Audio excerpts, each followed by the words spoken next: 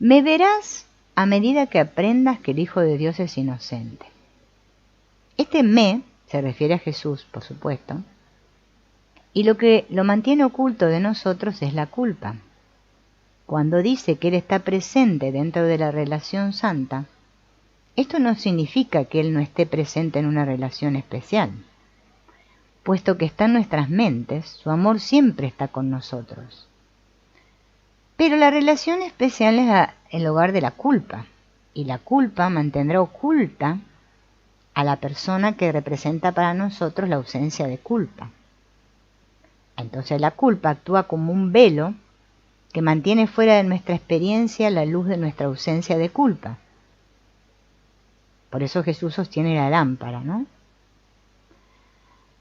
No se debe considerar que esta declaración sugiere que vamos a ver literalmente a Jesús, no el cuerpo ahí, la figura. Se tiene que entender como una expresión de una actitud mental. Bien, como dijo Hamlet, veríamos a Jesús en el ojo de la mente.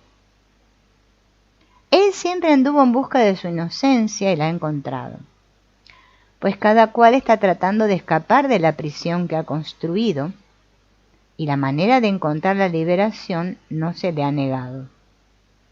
Puesto que reside en él, la ha encontrado. Cuando de encontrarla es solo cuestión de tiempo, y el tiempo no es sino una ilusión. O sea que yo estoy buscando algo que en realidad ya tengo, pero como yo creo que no la tengo, porque yo me construí mi prisión, entonces yo creo que estoy aprisionado. Bien. Porque la mente está dividida, ¿no? Lo que nosotros creemos haber hecho ya fue deshecho. Ya hemos encontrado el camino de salida del laberinto. Pero estamos esperando la aceptación. Bien, vamos a elegir lo inevitable. Despertar es inevitable. Pues el Hijo de Dios es inocente ahora, y el fulgor de su pureza resplandece incolumne para siempre en la mente de Dios. El Hijo de Dios siempre será tal como fue creado. Niega tu mundo y no juzgues al Hijo de Dios, pues su eterna inocencia se encuentra en la mente de su Padre y lo protege para siempre. Bien. Esta línea parece contradecir lo que acabamos de leer en el párrafo 3, de que el Hijo de Dios es culpable ahora, pero la hora de este pasaje hace referencia al mundo del tiempo. Aquí la palabra ahora hace referencia al presente sin tiempo, la parte del tiempo que es la ventana a la eternidad. El Hijo de Dios está libre de pecado ahora, porque ya el tiempo terminó. Como observadores delante de la pantalla, escuchando solo el espíritu, estamos libres de culpa. Pero cuando elegimos ver sueños de culpa, volvemos a reexperimentar esos sucesos como si estuviesen sucediendo ahora. Si la ausencia de culpa está en la mente del Padre, también tiene que estar en nuestras mentes, porque el amor del Espíritu es el puente que une a todas nuestras mentes en una. Juzgar a otros o a nosotros mismos borra la inocencia de mi conciencia, porque cada vez que juzgo me separo. Por eso perdonar es dejar de juzgar. Así el miedo de nuestro ego es a la unidad. El ego no le tiene miedo al Espíritu Santo. El ego le tiene miedo al tomador de decisiones en la mente. Le tiene miedo a unirse. Ese es nuestro mayor miedo. Por más que digamos que queremos la unidad. Somos todos mentirosos acá.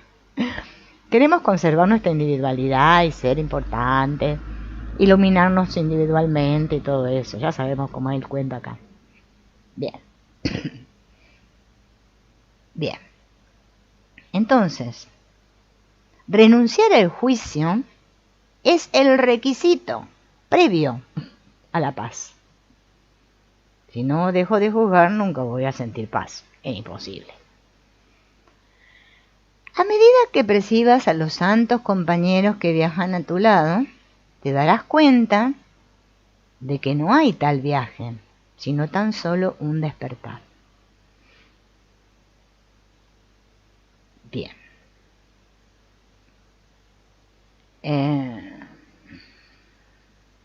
El Hijo de Dios, que nunca ha estado dormido, no ha dejado de tener fe en ti, al igual que tu Padre.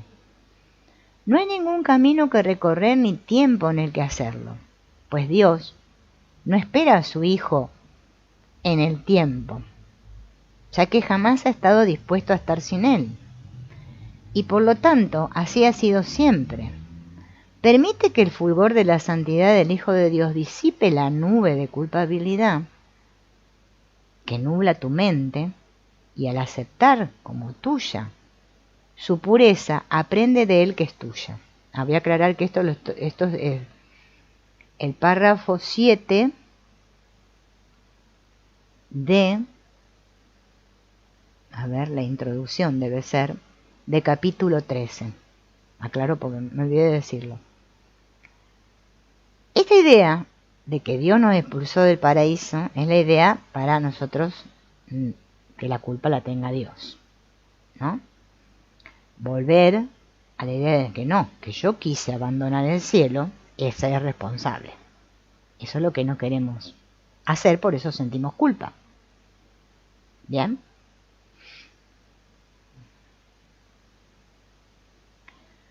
Eres invulnerable porque estás libre de toda culpa. Si estoy libre de culpa, entonces no hay culpa en mí que exija castigo, lo que significa que no puedo ser herido. Claro, mi cuerpo puede ser herido, pero al estar libre de culpa recuerdo mi identidad como espíritu y no como cuerpo. El dolor es inexistente. Así podemos decir que las dos ideas básicas con respecto al perdón son nuestra invulnerabilidad y ausencia de pecado. Solo mediante la culpa puedes seguir aferrado al pasado, pues la culpa establece que serás castigado por lo que has hecho. Por lo tanto, depende del tiempo unidimensional que comienza en el pasado y se extiende hasta el futuro. Nadie que crea esto puede entender lo que significa siempre, y de este modo la culpa le impide apreciar la eternidad. Eres inmortal porque eres eterno, y siempre no puedes sino ser ahora. La culpa entonces es una forma de conservar el pasado y el futuro en tu mente para asegurar así la continuidad del ego, de seguir siendo yo. Por eso nos encanta sentirnos culpables. Ay, yo quisiera dejar de sentir culpa. Mentira. Es la culpa lo que nos mantiene enraizados en este mundo. Nos mantiene sobre la alfombra, porque exige castigo. Esta dinámica establece esta linealidad del tiempo porque va en una dirección. El pasado a través del presente al futuro. El pecado, culpa, miedo.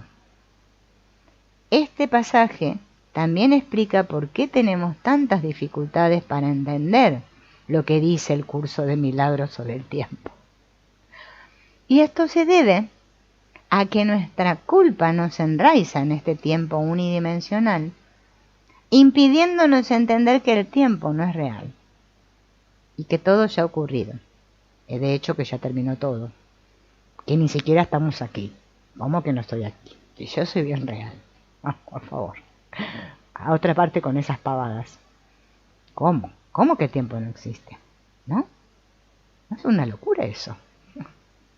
Mira, tenemos los calendarios, tenemos muchas cosas que me están mostrando que el tiempo es muy real.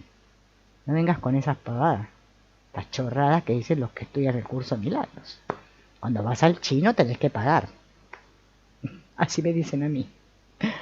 Vos que decís que el tiempo no existe y que el mundo no es real. Pues si se castiga el pasado, la continuidad del ego queda garantizada. La garantía de tu continuidad no emana de Dios. Y la inmortalidad es lo opuesto al tiempo. Perdón, la garantía de tu continuidad emana de Dios, perdón.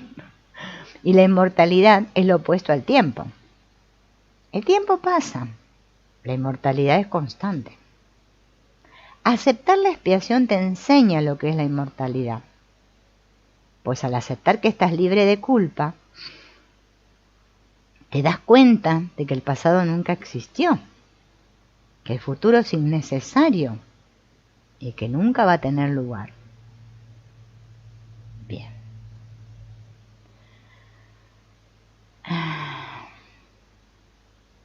Aprendemos que estamos libres de culpa al perdonar a otros.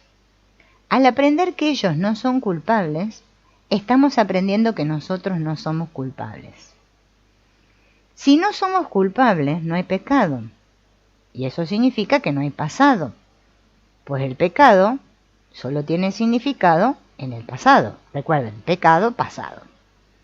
El pecado es lo que mantiene el pasado en nuestras mentes. Y esa es la razón por la que el psicoanálisis, por ejemplo, nunca puede curar verdaderamente. Su enfoque en el pasado hace real el pasado. Y así el pecado y la culpa también son reales. Entonces, ¿cómo es posible deshacer el pasado una vez que se le ha dado tanta realidad? En el tiempo, el futuro siempre se asocia con expiar, con minúscula. Pagarás con dolor tu culpa. Y solo la culpa podría producir esa sensación de que tengo que expiar. Por eso busco chivos expiatorios. Aceptar como tuya la inocencia del Hijo de Dios es la forma en que Dios te recuerda a su Hijo y lo que éste es en verdad. Pues Dios nunca ha condenado a su Hijo. Entonces, esto de expiar los pecados que nos viene de la religión, claro, caemos en la trampa de que el pecado es real y como miércoles ahora me deshago de este pecado que he cometido, ¿no? Bien. El tiempo puede liberar así como aprisionar, dependiendo de quién es la interpretación de este que eliges usar. Capítulo 13, sección 6, párrafo 4. Estoy leyendo. El pasado, el presente y el futuro no son estados continuos, a no ser que impongas continuidad en ellos. ¿Bien? El tiempo en las manos del ego nos aprisiona. Bien. En las manos del espíritu nos libera. Bien. La culpa de mi pasado determina mis acciones presentes, que siempre involucran miedo al futuro. Sin embargo, el tiempo no es continuo, porque todo ocurre simultáneamente. El propósito del tiempo es confundirnos con respecto a este hecho. ¿Bien? Una cita anónima tomada de National Geographic lo resume de esta manera. Voy a leer lo que dice Warney acá, una cita del National Geographic. El tiempo es la manera que tiene la naturaleza de impedir que todo ocurra de una vez. Puedes percibirlos al pasado, presente y futuro como que son continuos y hacer que lo sean para ti. Pero no te engañes y luego creas que realmente lo son. Pero esto es todo lo que todos hacemos aquí. Percibimos erróneamente la realidad y después tratamos de justificarla. Elegimos una miríada de filosofías, psicologías, teologías para demostrar que la percepción errada es verdadera. ¿Bien? Tienen que dar tomada de vuelta.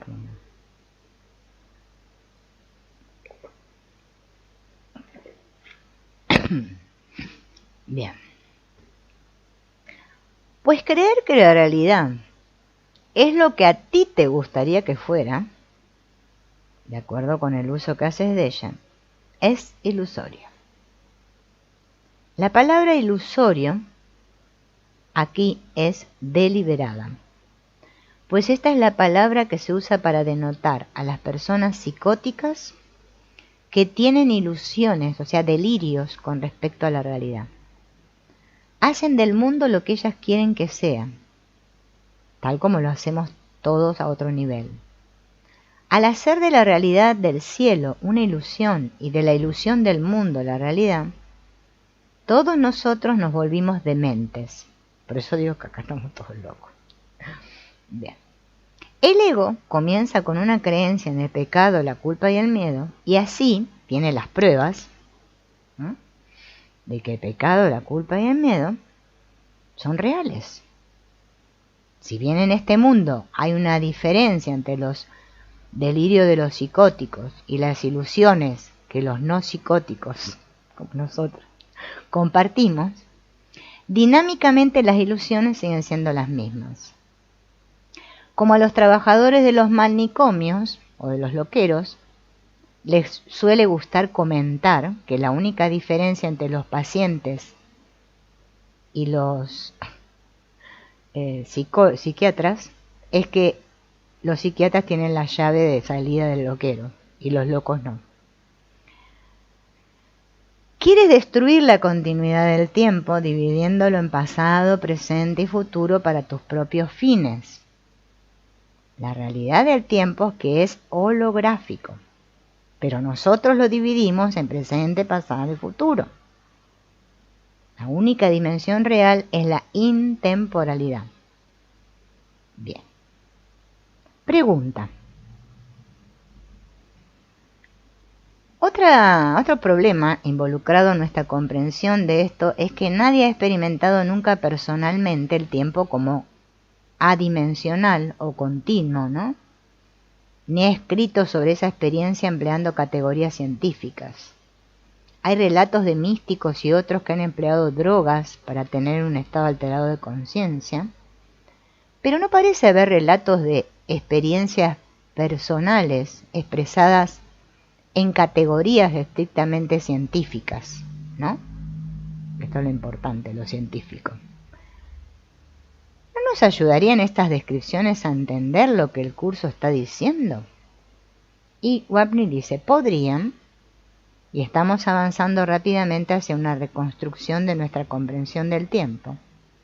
La nueva física nos está ayudando a acercarnos de ese punto al deshacer los antiguos conceptos del tiempo lineal. El curso está adelantado, ¿no?, para que sus ideas sean aceptadas plenamente en el mundo. El curso debe esperar a que el mundo se ponga a la altura, ¿no?, en términos de desarrollar suficientemente sus propios sistemas de pensamiento para ser capaz de incorporar conceptos tales como los que estamos hablando aquí. ¿Quieres prever el futuro basándote en tus experiencias pasadas y hacer planes de acuerdo con esas experiencias? Sin embargo, al hacer eso, estás alineando el pasado con el futuro y no estás permitiendo que el milagro que podría intervenir entre ellos te libere para renacer.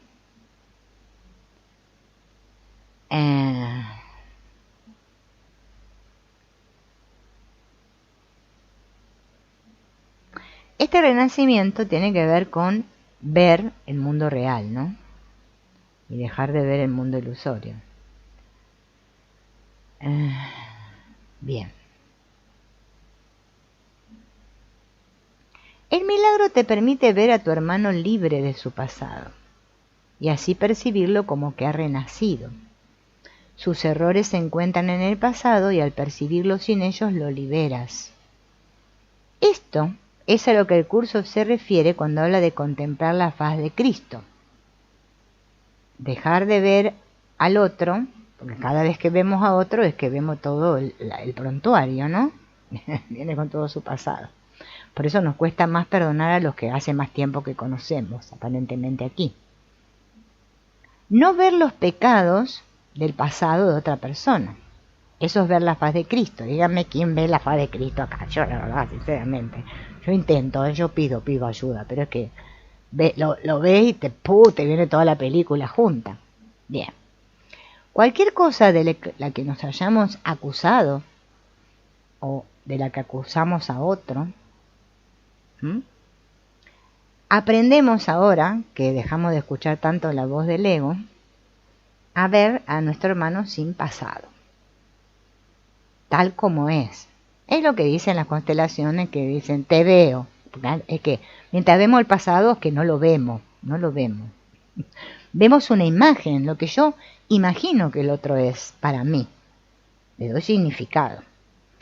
Cuando lo veo tal como es, que veo la faz de Cristo, dejo de darle significado. Lo veo tal como es, mente. El Hijo de Dios, igual que yo.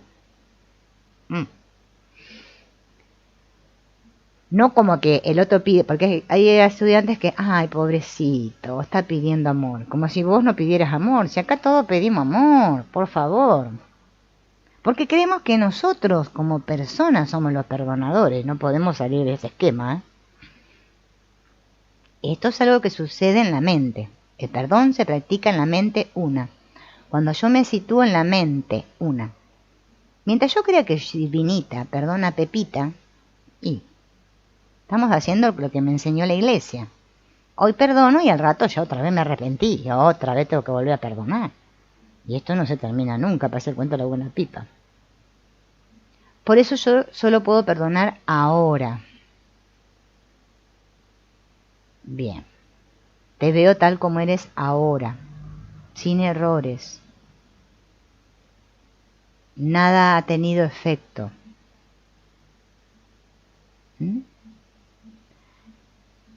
Entonces, si yo me doy cuenta que el error del otro no ha tenido efectos, es porque no puede ser una causa.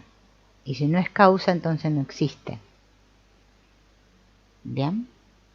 De esta manera libero de esa carga de culpa a los demás, o sea, dejo de proyectar y me libero a mí mismo. ¿Bien? Como dice esta frase. Y puesto que su pasado es también el tuyo, compartes esa liberación.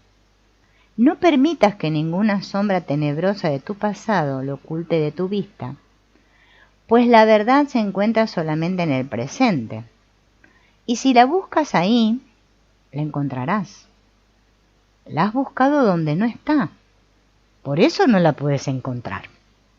Oh. Claro, buscamos las cosas donde no están.